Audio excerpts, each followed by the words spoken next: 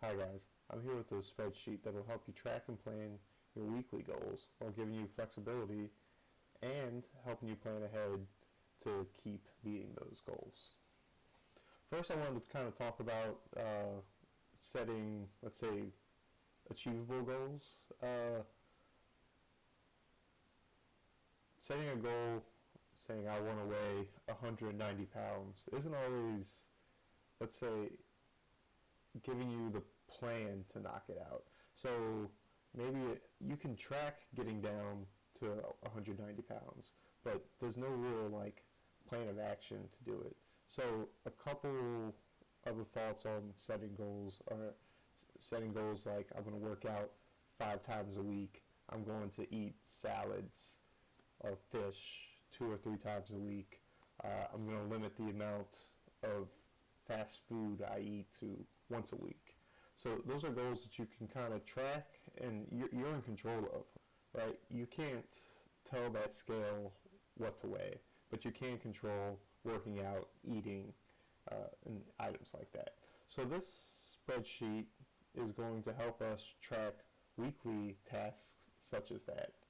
So how we would fill this out is by just tracking how much we do each week.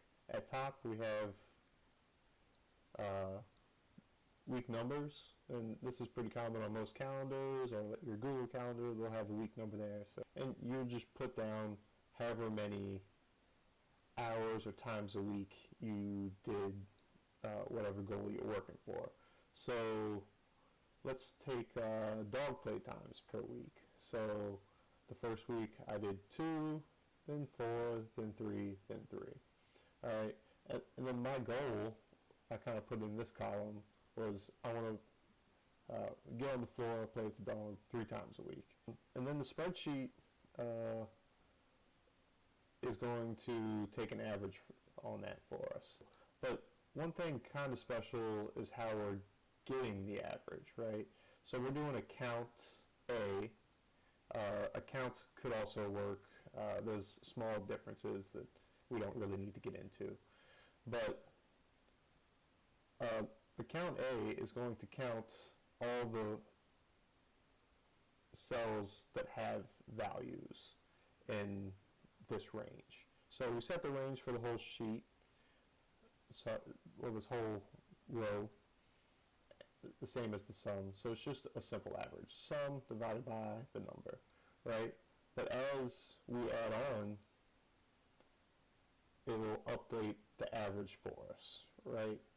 So this is good in 2 ways, where we can see what happens if we do what we expect. So if we expect to not play with the dog at all, let's just say we do it 1 time, we'll be able to see that we'll be off course, right? So this can also help us plan ahead. So if we've fallen behind over the weeks, what will we need to do to catch back up, right? So we could plan ahead to our next week and see what we would need to do to catch back up. And the last kind of item in the spreadsheet that will help us just see when we're not meeting our goals is to define some conditional formatting. So this is pretty straightforward. Let's see if we go down to cell 4. I'll open this guy up. And we went to format only cells that contain a value less than what's in column A, which is our goal. And then for your formatting, you can kind of pick whatever you want to in here. I just usually go to fill, make it red. So that's all for the conditional formatting. But I guess another way you can look at it is trying to limit what you're doing. If you want to, say, keep your fast food under once per week, you can switch your less than to greater than, right? So let's just say that this is all the same except we use the greater than. And then we go ahead and hit our apply. And right, we're saying this is fast food per week. And our goal is keep it under 1. So you can see we are failing that goal pretty bad by eating lots of fast food. So that's another way you can flip it over. I did just want to go ahead and do a full sample. Let's see, what's a good goal? Let's say fish per week. So in this sense, I'm just talking about eating fish per week. And we have a goal of doing that twice a week, which I think is what the Heart Association recommends. And we started off good and kept it up, but then we missed a whole week and tried to jump back on the train and caught back up, we think. So what we would do here is we would just do an equals sum of this whole range. Table 24. Okay. I've turned this into a table, so that's why it's doing this kind of weirder formatting than what we saw above. But it's basically just different names. Divided by, let's do account A. So account counts the number of cells in a range that contain numbers, and account A counts the number of cells that contain in a range that are not empty. So we're just going to do account A, and then over the same range. And close that guy up. So you see, we did not catch back up, right? We would have had to get 4 fish in to catch back up, right? But you see, we're not changing colors.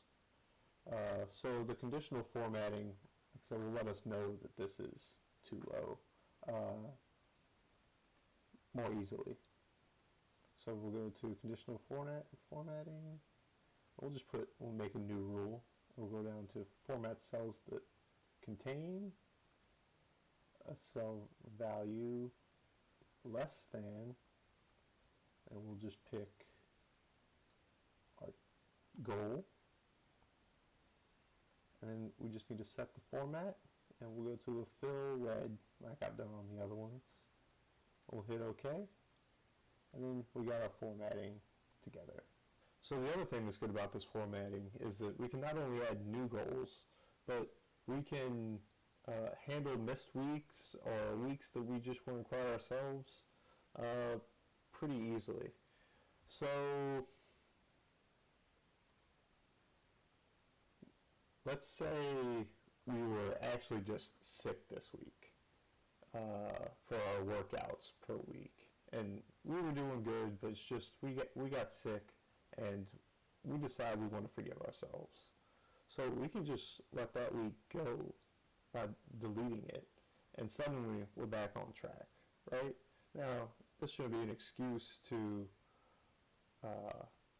let stuff go for whatever reason, but I mean, we can be reasonable. People get sick, it's out of our control. You know, we don't have to hold it against us for the entire year. And then another thing I kind of wanted to show was, let's say we did have this fish goal, but we didn't think of it until February, right? So we can just go ahead and start our goal in week 5 and not worry about or how much fish did I eat each week in January. We can just go on, you know, times change, we have new goals we want to hit, so we can just change it and keep on tracking this new goal along with our old goals. And I guess one more other, like I said, kind of cool thing is we can figure out what we need to get back on track. So if we look at a few of these, let's say hours per week on working on content. If I know I'll only be able to work, let's say 3 hours this week on that, you know, I may fall under my goal. But then if I know I can catch back up the week after, we can stay on track. Or it may motivate me to go ahead and find that extra hour to keep my average. Or we could look at what it would take to get us back on track on our fast food per week. How many weeks in a row we have to not eat fast food to get back down to our goal of 1. Let's see, 1, 2, 3, 4, 5, 6, 7 weeks. So we have to go a couple months without eating fast food if we didn't do great in the beginning. And then, the same thing, meditations per week, we can see we missed a couple. Would 6 get us up there? No, we have to do 7. So yeah, this is a pretty straightforward sheet. We just make the number of weeks, put down our goals, and we showed the equations that we use to find our averages, and we have our column that we list our goals. So I hope this helps, and tracking our goals is the best way to meet them, and this will help you plan, see how you're doing, adjust as needed.